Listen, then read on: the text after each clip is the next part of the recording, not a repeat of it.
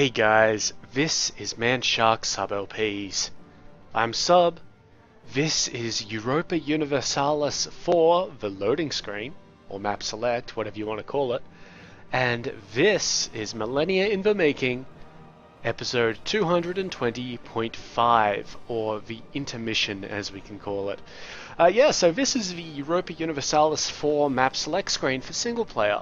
There's a few differences from what you'll normally see if you just boot up Europa Universalis IV, there's proof of that, in that we don't have any historical starts. We do have saved games, but they will not work. So, let's get into it, shall we? Just through the usual what we'd see here. So this is terrain mode, and we have the entire map sort of thing. You can see Volga, Bulgaria, Turkestan, some nations that we had nothing to deal with, so such as the Oirat Horde, Ming, and Manchu, bit of Mongolia up there. Some uncivilized territories down here. And of course, America. Both Americas. So yeah, the entire world minus the Arctic and the Antarctic, but you know, let's be honest. Who cares? Okay, so that's terrain mode. Let's quickly go over to the political map. So you can see here the absolute clusterfuck that we were once in. Well, let's have a look at the other countries that we remember. So there's Great Britain up here. See it quite nicely, just in there. Very good, very good. Mauritania, Mali. Mali's actually doing quite well for itself from that. It's even got to the coast. Egypt, Nubia, which is also up here a bit. Abyssinia, Arabia. Persia has split for some reason, I'm not sure why. Turkestan, Volga, Bulgaria, of course, Perm, Afghanistan, the Indian kingdoms, and then we go on into the stuff which we had nothing to deal with. So there's Ming, there's the many states of Japan, Australia, which is not colonized, of course, and the American tribes, the Aztec, the Zapotec, Mayans, Incans, Shimu, I think. I don't know. And the other sub-Saharan nations. We go from that to the best map mode, religion. So you can see our efforts to spread Catholicism everywhere have done nicely. There are still some remnants of Sunni Islam, no Shia, but Sunni Islam still exists in several places. But mainly we've got Catholicism, the pagan religion, so the animist religion, which is basically what most of America is, and totemist as well. So animist, totemist, shamanist, and all that sort of thing. We've got the East Asian religions, so we've got Confucian, I believe there's Shinto in Japan, Buddhism. These blue patches, that's Hindu. We did a very good job at almost getting rid of the Hindi religion, so there you go. Some things to note, you'll see here that these provinces here appear a little bit different, and that's because they're currently ruled by Mali, which is a Catholic nation. But these two provinces here, Wolof, Fouta-Djallon, and Gabu, actually there's more than one province. There's a lot of provinces there actually. 1, 2, 3, 4 provinces. They're all supposed to be animist. This is the Imperial Map mode, or it's dictating what the Holy Roman Empire's realm is, and it's all of our former realm. Now, this is important. Dark green indicates that the province is part of the Empire. Light green indicates, very light green, sorry, indicates us, or the Emperor. And the green in between indicates electors. We'll go into that in a little bit more detail after we cover something very important that some of you may have noticed. But let's deal with the rest of it first. Trade. So yeah, we have a trade map thing now, map mode. This is showing trade zones. You can see here there's a whole bunch of them, like, you know, just all over the place. It's pretty interesting, and we'll have a much better look at it when we get into into the game itself, because then we'll be able to see how these actually affect each other. At the moment, all you can see are big sort of patches on the map, and that's fine, it gives you a general sense, but each of these have a route from one to the other which shows how trade works between those. And here's diplomacy. Now, we've got Mali selected at the moment, so you can see Mali is diplomatically aligned to itself. Pretty sure that all of these nations are just... nobody has any relations with each other. Oh, here you go. Here's a different thing. So, Perm is this place and this place. But if we go to the diplomatic map mode and select it, you'll see that these ones have the little shades. That's because Perm has what's called a core on these provinces. They consider them to be part of their normal realm. Now, let's deal with the cat in the bag. You may have noticed that we're not Germany.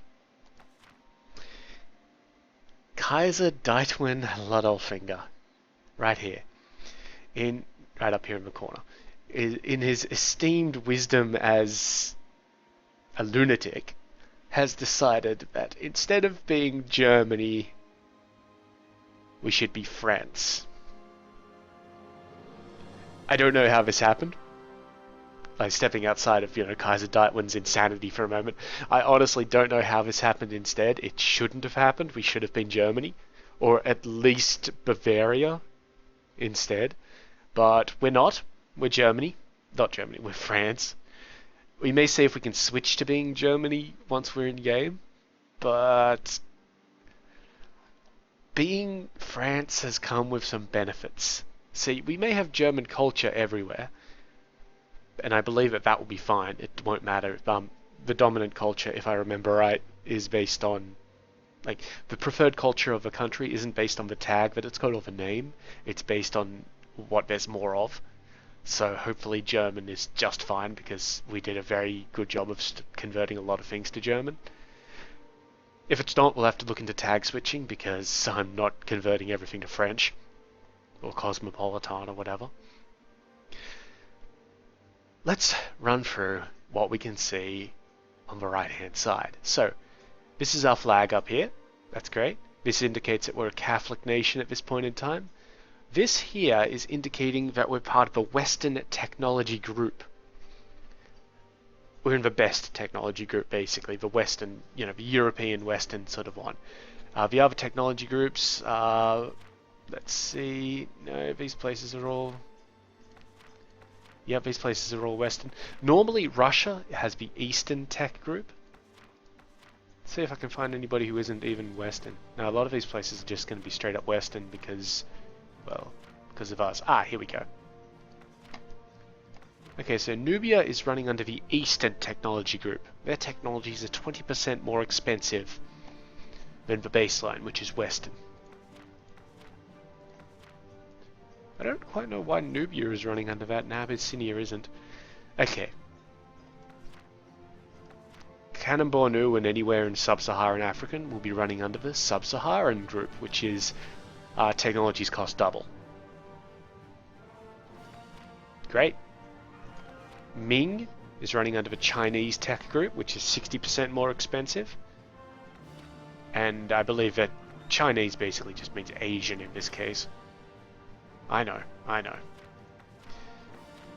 Manchu and the Mongol hordes will be running Nomad, which is 75% more expensive. It's fine.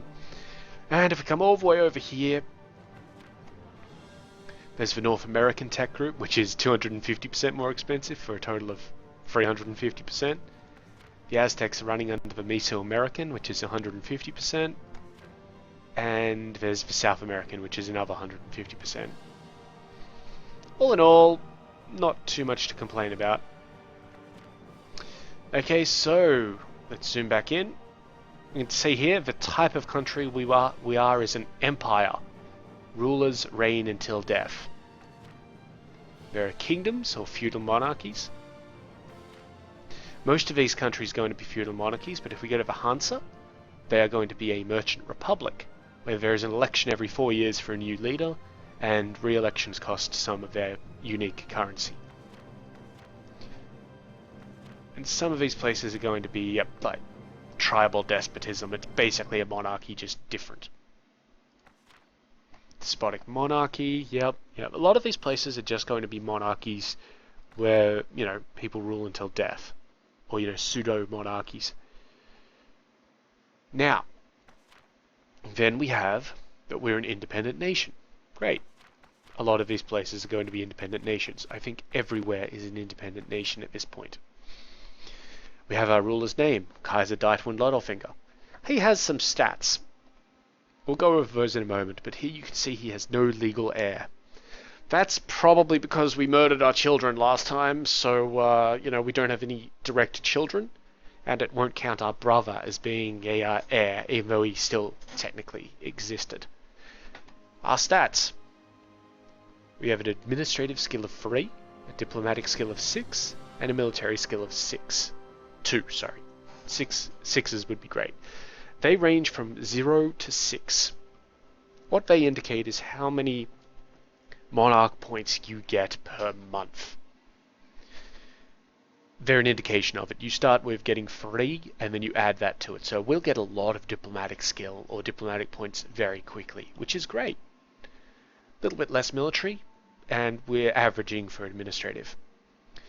Down here you can see what it ranks us in terms of technology for admin, diplo, and military. So it's freeze across the board. Everywhere that we used to, have dominion over will be freeze. The only places worse than that are Sub-Sahara, which have 1s, and the Asian nations, which all have 2s, except for the Hordes, which have 3s for some reason. And I think maybe yes, they all have 1s. Anyway, let's go back to France. This is now the best part of being France.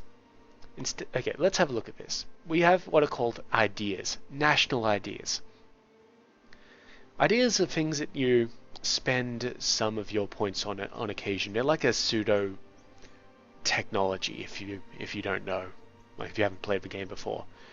But basically, you pick them up and they give you little bonuses. We start as French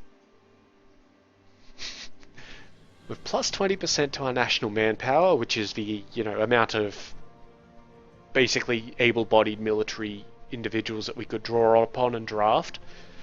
So that's good. And we also start with +1 diplomatic relations. No longer can we be an ally to every single country on the map. We have a limited number of people that we can actually be involved with.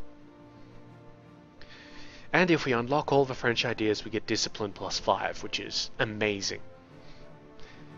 Now, we don't actually buy these ones. These are our French ideas down here. We'll go over them in a moment. But for every of the basic ideas that you buy, I believe every 3 or 4, you unlock one of these.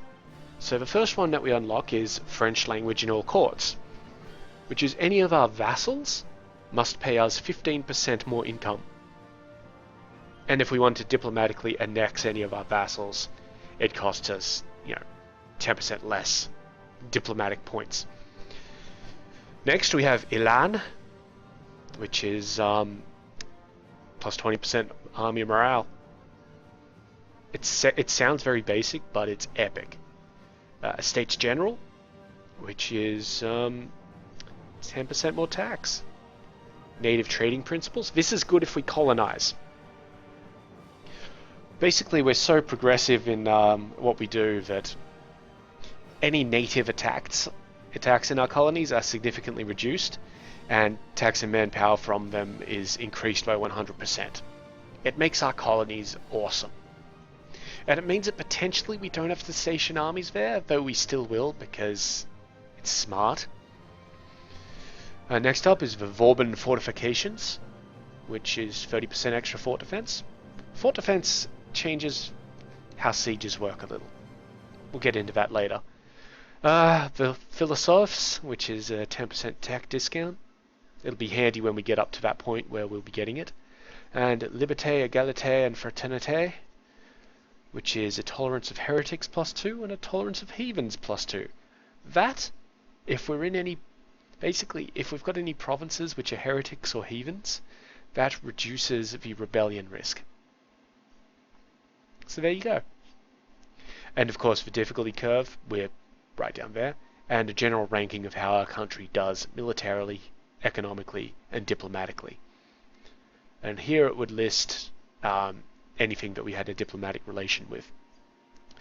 Now, over here we have the Iron Man mode tick. We cannot tick this box because it counts the CK2 transfer as being a mod, so we can't do it. It's fair enough. And then there it actually illustrates what Iron Man mode means, so you can't save it properly. There's non-optional saving. You can't use the console, and you can't switch countries. And here's the button to tick the random new world. We can't do that because of the mod. And down here is just a button which selects a random nation for us. That's great. Now, let's have a look at some things. First of all, diplomatic relations. This is where we get fucked. Utterly fucked. All of these provinces that are striated green, or slashed with green, we consider those to be core provinces. Remember that. They're not part of our realm, obviously, but we consider them to be core provinces.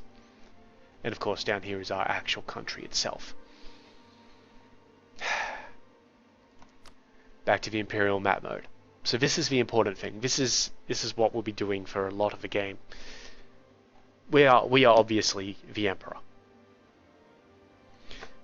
Let's have a look at who our electors are. So down here we have Valencia. We thought Valencia might be a candidate for being an elector, and turns out we were right. Then we have Brittany over here. That's a little odd. It's not, devastating or anything. It's just odd. And Brittany also own Ostfriesland up there for some reason. Then we have Shalland. Now, Shalland owns up here, but also a couple of provinces down in here, Pressburg and Zips, for reasons. Then Västergötland, which also owns a bit in here and a bit up there. And then all the way down here, Jerusalem, which we kind of expected would be an elector. But yes, Jerusalem is now an elector, as is Tigris, which is here and here, and Georgia, which has somehow become very, very thin. So those are 7 electors, and ourselves, of course. Oh, and Tigris also own a little bit of land in there for some reason. So the first thing we'll probably do is declare war on Shalland and vassalize them. That's the first thing after we, get into the game properly. But it's going to be interesting because, yeah, people aren't going to like us doing that. The only saving grace is I believe that we've got full supply throughout the entire empire, so we can trek around the place as we will. But yes, we'll be looking to vassalize Shalland, Västergötland, Brittany, and Valencia. And that'll be our 4 bitches. And then I'll eventually get Jerusalem, Tigris, and Georgia. But we need 4 elector counts to maintain our hold on the HRE. Oh, and just to finish up, these are the DLCs that we've got involved. So we've got Conquest of Paradise, Res Publica, and Wealth of Nations. Not that important to, go over. Oh, and down here we've got some options. So we've got some bonuses here. Bonuses just show us what we can do. So we can flick this to none, AI, or player. Let's see. So with player bonuses, all non-AI nations get some benefits. They're pretty interesting, to be honest. I am going to be playing with them on because I'm not actually that good at playing Europa. Not as good as I am at CK. So we get -2 national revolt risk, inflation reduction, less interest, more manpower, more force limits, which is dictating the maximum size of our army. Less war exhaustion, more advisors, less ship costs, less regiment costs, a better diplomatic reputation. Basically a bunch of stuff which is helpful. And there are some AI bonuses which are fairly similar, but some of them are better. So fuck that. AI difficulty. Easy, Yeah, I'm honestly not that good at this game. Lucky nations grant certain AI nations luck bonuses. You can set this to historical, random, or none. I honestly have no idea which historical nations would get it in this case, because historical will set which ones it gives it to. It usually gives it to France, England, or Great Britain. And a variety, 8 other places. I think the Ottomans are another one, but only if they're run by the AI. Luck gives it to random people. We're going to turn this off because it's shit. Okay, terror incognito in lobby. So that's a multiplayer thing. Basically, if you've clicked random new world, it'll disguise what that looks like, so you can't see it. So you got to go and actually discover it. And use dynamic province names. So if a cultural group of a province changes, the name changes. Let's just accept that, and yeah, good to go.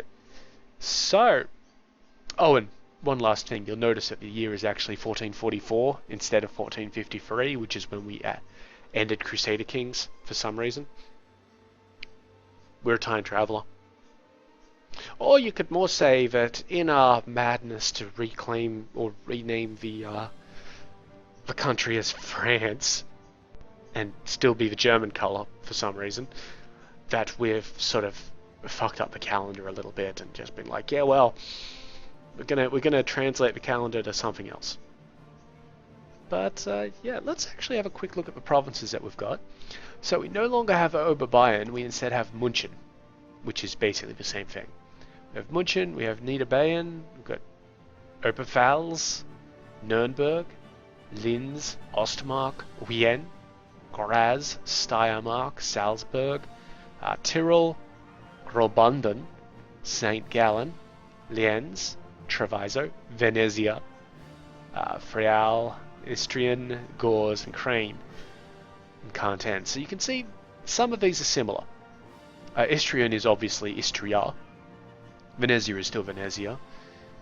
And, yeah, so some of them have changed completely. How many are there? 1, 2, 3, 4, 5. I missed Augsburg in there. 1, 2, 3, 4, 5, 6, 7, 8, 9, 10, 11, 12, 13, 14, 15. So it's like 23 provinces in there, which is great because we had about 20 at the end of CK2. So that's good. Anyway, we should really get into things. So yeah, I'll be ending this little intermission right now, and we'll get into it when we come back. So for the meantime, I've been Sub, you've been yourselves. Later.